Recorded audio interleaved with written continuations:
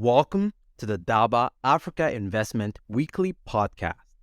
I'm Boom, CEO at Daba Finance, a unified investment platform helping individuals and businesses make high-quality investments in Africa. You're listening to another episode of Daba Africa Weekly, your go-to source for the latest and greatest investment news from the African continent. Each weekend, we bring to you a comprehensive rundown of the biggest stories and trends shaping the world of finance and business in Africa. Whether you're a seasoned investor or just starting out, this podcast will keep you informed and ahead of the curve. So sit back, relax, grab a coffee, and join us as we dive into the exciting world of investment in Africa.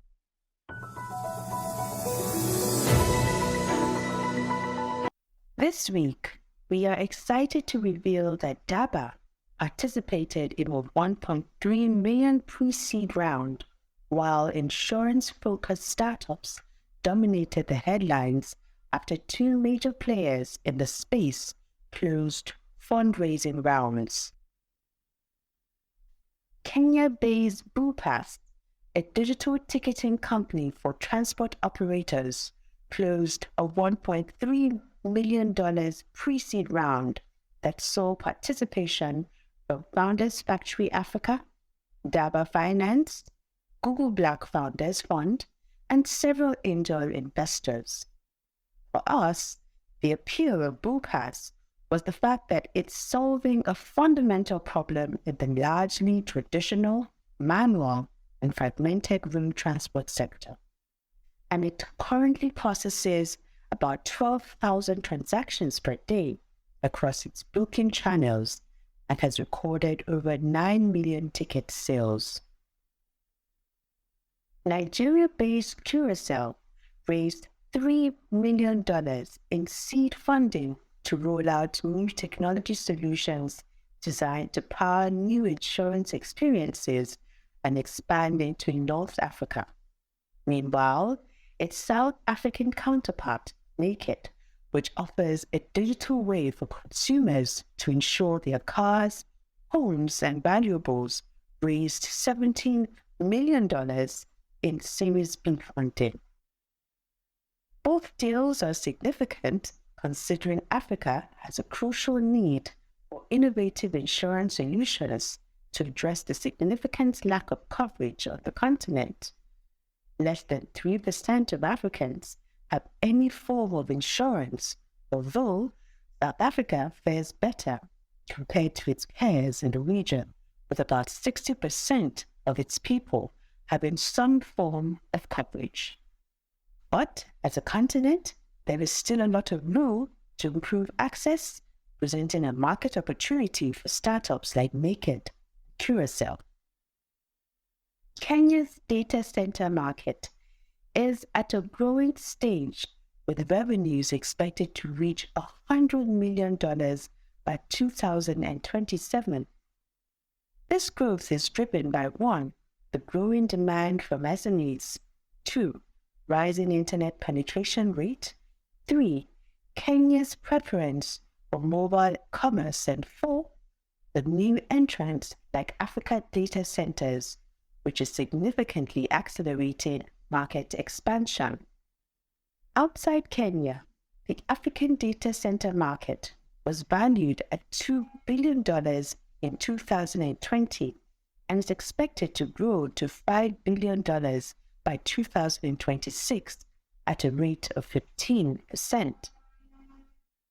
One of Africa's largest innovation hubs, Co-Creation Hub, CC Hub, is launching a $15 million accelerator program to back and support 72 African edtech startups over the next 3 years. As Africa's startup landscape grows, accelerators like these play an important role in providing crucial access to capital and mentorship to startups. A CC Hub program is also tackling a crucial problem in Africa, a region in dire need of improved education methods.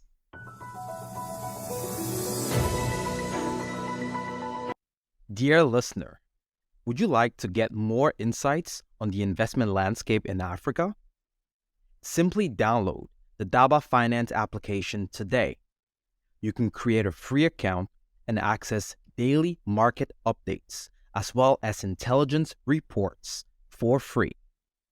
The application is available on the Apple App Store and the Google Play Store. And for our weekly headline roundup, Smile Identity, a leading ID verification and KYC startup, closed a $20 million Series B round. Cleantech Quota plans further growth backed by a new $8 million funding. Terra raised $1.5 million to improve food supply in Morocco, while mobility startup Trees expanded to Kenya with a $1.2 million investment boost.